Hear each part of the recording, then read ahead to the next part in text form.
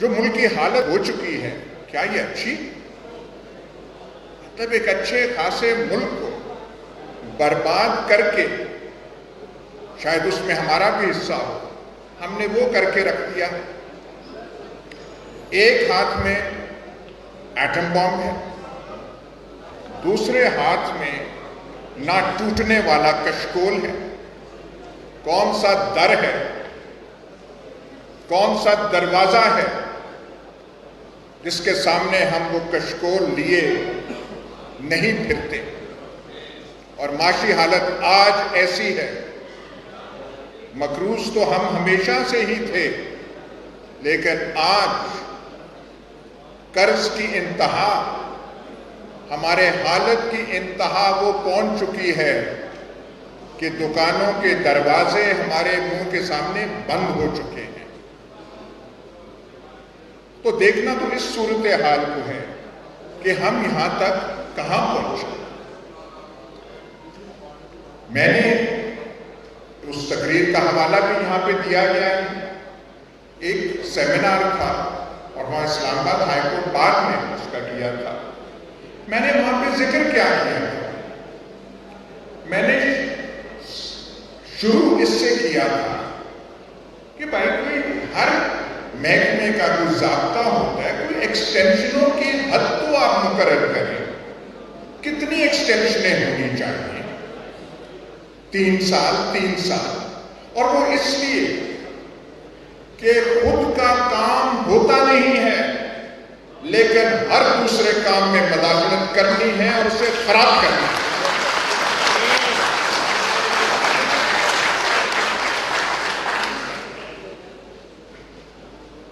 کون سا شعبہ ہے پاکستان کا جس میں آپ کی مداخلت نہیں رہی؟ کون سا شعبہ ہے؟ سیاست سے لے کے معیشت تک، معیشت سے لے کے یہاں ذکر بھی ہوا ریل اسٹیٹ تک، معیشت سے لے کے یہاں ذکر بھی ہوا ریل اسٹیٹ تک، جو آپ کے اثر سے آزاد رہا ہے۔ تو اس لیے اپنے کام سے کام رکھیں۔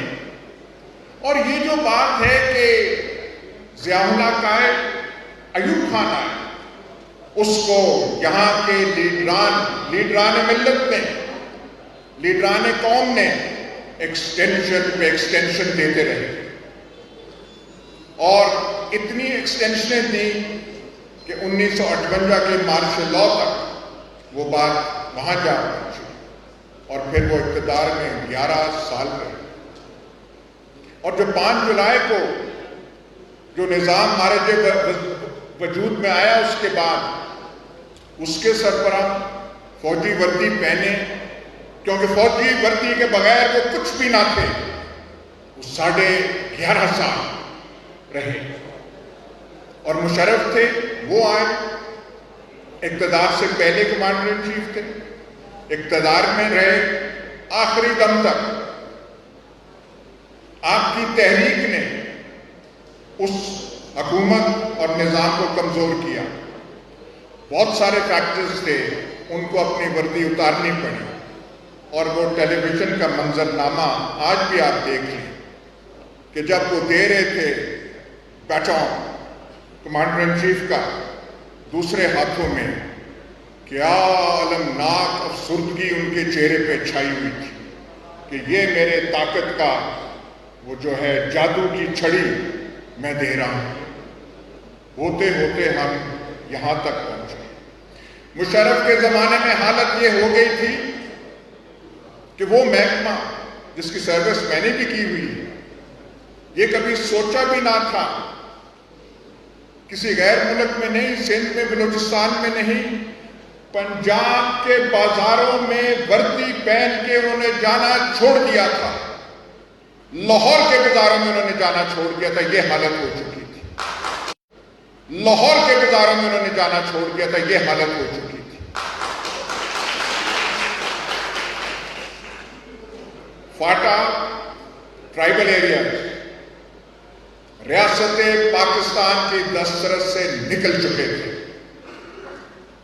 کراچی پہ تقریباً ایک دوسری آزاد حکومت جس کے آرڈر لندن سے آتے تھے قائم ہو چکے تھے. ان ریاستوں کے قیام میں بھی آپ کا حصہ تھا. وہ جو کراچی کی ریاست تھی اس کی جماعت کیوں بنائی گئی تھی, اسے تقویت کیوں پہنچائی تھی؟ اس کا اوریجنل ایم تھا کہ نفیسہ شاہ صاحبہ کی پارٹی کو کمزور کرنا ہے, پیپلز پارٹی کو کمزور کرنا ہے. ان ہاتھوں نے وہاں پہ کراچی میں وہ سارا کچھ دستور بنایا, اور وہ پھر دستور وہ جو وہاں پہ قائم ہوئے وہ وہاں تک پہنچے کہ پہلے ڈرل مشین کی اصطلاح سیاست کے حوالے سے نہیں سنی تھی. انہوں نے پاکستانی سیاست میں جیسے فاٹا والوں نے کلاشنیکوف انٹروڈیوس کر دی, تو کراچی والوں نے وہ بوریاں اور جو ڈرل مشینیں ہیں وہ پاکستانی سیاست میں انٹروڈیوس کی. تو پھر راحیل شریف کے زمانے میں جب خود یہ سارے بنائے ہوئے پرابلمز ان کی وجہ سے پانی جو ہے سر سے اوپر جانے لگا, تو پھر فاٹا میں آپریشن ہوا.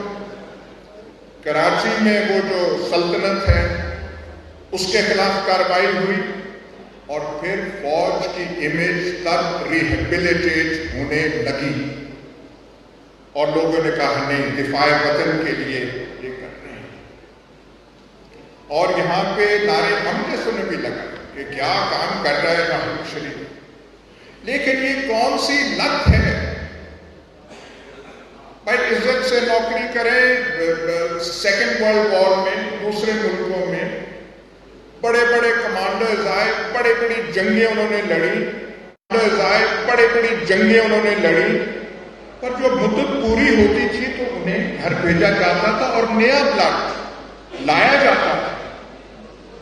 بھائی آپ کون سے کانکرر آف اسٹالن گراڈ ہیں کہ آپ کہتے ہیں کہ آپ کی منوپلی اس چیز پہ ہونی چاہیے؟ راحیل شریف جیسا آدمی بھی عزت اچھی بھلی کما لی, اور جاتے جاتے ساری عزت اس بات پہ زمین پہ مار دی کہ ترلے کرنے لگ پڑے نواز شریف کے کہ میں فیلڈ مارشل بن گیا, مجھے ایکسٹینشن مل گئی. ان کے نصاب میں تو پہلا چیپٹر ایکسٹینشن ہونا چاہیے.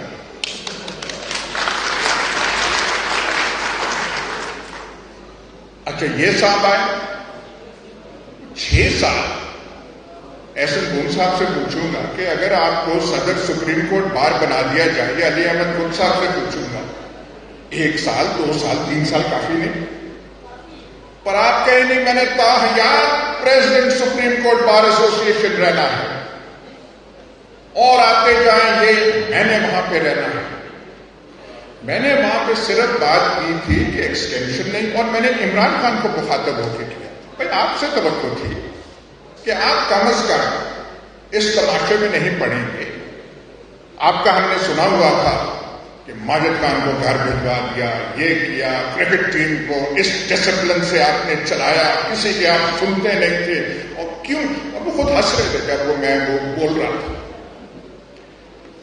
لیکن بات یہ ہوئی, میں سمجھ نہیں سکا, صحیح میں کہ نزاکت کو میں سمجھ نہیں سکا.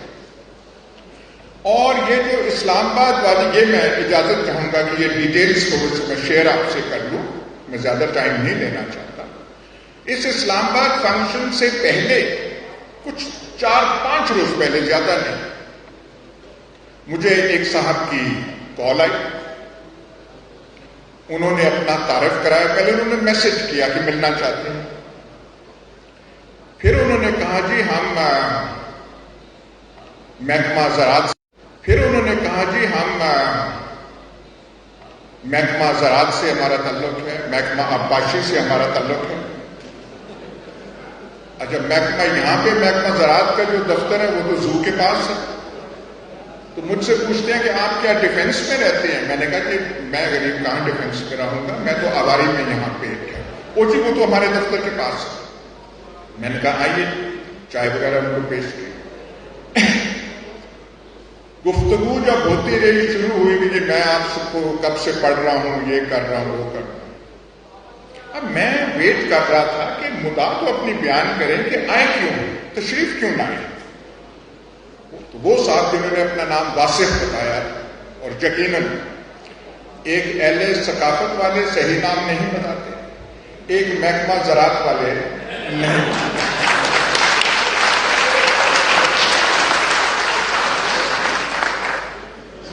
تو کہتے ہیں، اور ان الفاظ سے، ان میں کوئی ایڈ نہیں کرتا، کہتے ہیں سر آپ سے ایک بات کہنی ہے، ریکویسٹ نہیں کرنی، آپ سے ایک بات کہنی ہے. میں نے کہا فرمائیے. سر ہاتھ اپنا ہولا رکھا کریں. میں نے کہا کس پہ ہاتھ ہولا رکھے؟ وہ ان پہ. میں نے کہا کس پہ؟ آخر انہوں نے باجوہ صاحب کا نام لے لیا. میں نے کہا بھی ہمارا باجوہ صاحب سے کیا تعلق ہے؟ ہم اپنا لکھتے ہیں، بولتے ہیں، تو پروگرام ٹی وی میں کر دیتے ہیں، ڈائریکٹ نام تک نہیں کبھی لیا. یہاں بھی نام لے رہے ہیں کیونکہ آپ کی فوج یہاں پہ بیٹھی ہوئی ہے تو لے رہے ہیں. اور پھر میں نے یہ کہا، میں نے کہا بات میں سمجھ نہیں آئی، ان کے سروس میں جب میں 4 مہینے رہ گئے ہیں، 4 مہینے کریں اور مطلب گھر جانا چاہیے. نہیں سر آپ کو سمجھتے نہیں ہیں، وہ بڑے اچھے کام کر رہے ہیں. میرا ایک دفعہ پہلے ایکسپیرینس ایسے ہو چکا تھا جب ایڈمرل منصور الحق نیوی کے CNC تھے، تو ان کے PR او میرے پاس آئے کہ سر وہ ذرا دیکھا کرے ایڈمرل منصور الحق. یہ وہی ایڈمرل صاحب تھے جن پہ بعد میں کرپشن پہ کیس لگا، نیب میں گئے، پلی بارگین کر کے آج کل امریکہ میں بیٹھے. تو جب انہوں نے کہا کہ بڑے اچھے کام کیے ہیں، تو مجھے وہ واقعہ ایڈمرل صاحب کا یاد آیا. میں نے کہا جی دیکھیں ہمارا اس سے کوئی تعلق نہیں ہے، آپ کریں، آپ کا پورا مشینری ہے، ISPR ہے، وہ امیج بلڈنگ وہ کر سکتے ہیں. صاحب چلے گئے.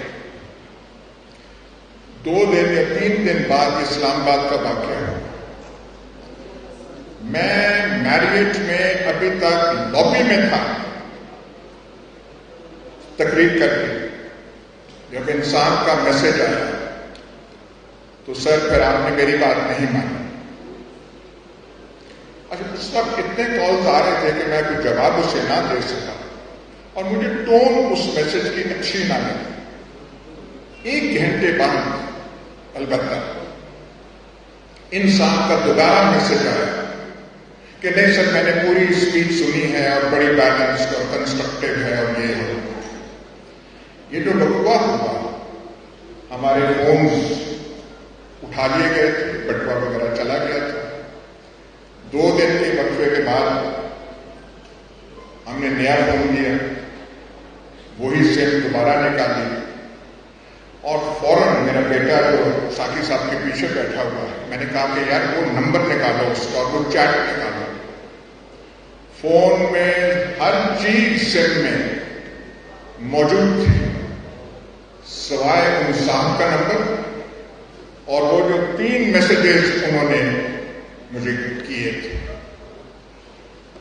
بات یہ ہے کہ آپ یہاں پہ اس ملک کے ساتھ کرنا کیا چاہتے ہیں؟ What do you want? کھلواڑ ہر چیز کی بن چکی ہے، کچھ سے نہیں. ہماری فوج ویسٹرن بارڈر پہ ڈپلائڈ ہے، ایسٹرن بارڈر پہ ڈپلائڈ ہے، بلوچستان میں ڈپلائڈ ہے. جوان مر رہے ہیں، شہید ہو رہے ہیں. Young officers, NCOs, JCOs, lieutenants, captains, majors گولیاں یہاں کھا رہے ہیں. وہ کس لیے کھا رہے ہیں؟ چکوال جو میرا ضلع ہے، میں بلا مبالغہ آپ سے کہہ رہا ہوں، کوئی قبرستان پورے ضلع میں نہیں ہے جس میں اس جنگ کے شہیدوں کی قبر نہیں. پورے ضلع میں، ہر گاؤں میں.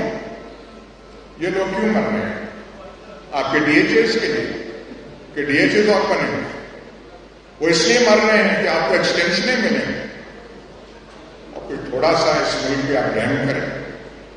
دیکھیں ملک کی حالت کیا ہے. آپ اپنے کام سے کام رکھیں. دفاع ہر ملک کی ضرورت ہوتی ہے.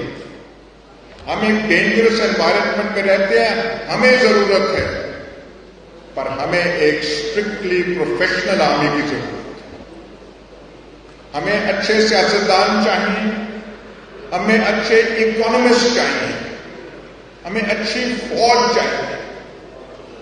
لیکن وکلاء جو ہوں وہ ماہی گیری میں لگ جائیں یا کوئی پہاڑوں کی ٹورزم میں لگ جائیں, ان کا پیشہ سفر ہوتا ہے.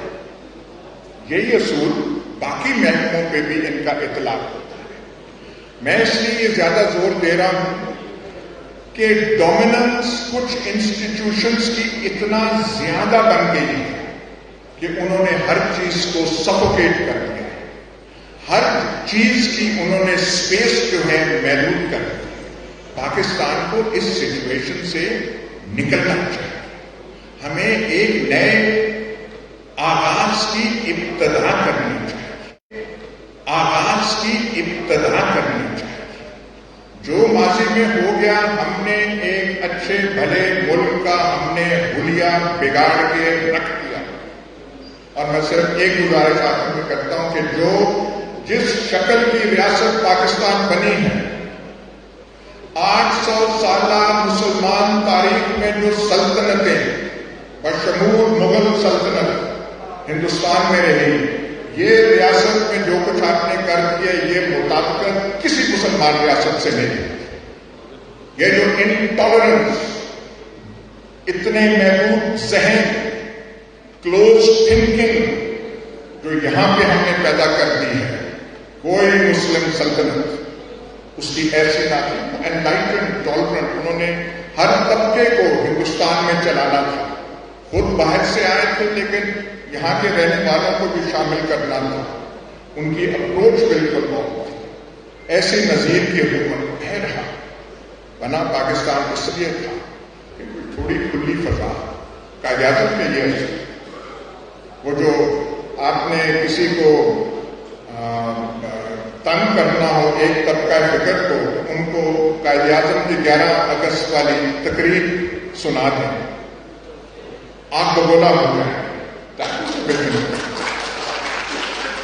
میں آپ کا بہت مشکور ہوں کہ آپ نے یہاں پہ آنے کی دعوت دی اور کچھ چند آپ سے گزارشات کر لیں.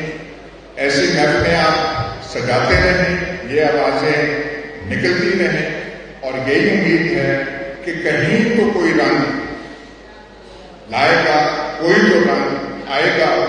ہم تو آپ عمر کے آخری حصے میں ہیں, لیکن یہ آرزو اب بھی ہے, دل میں تھوڑی سی بھڑکتی ہے, تھوڑا سا مختلف پاکستان تو ہم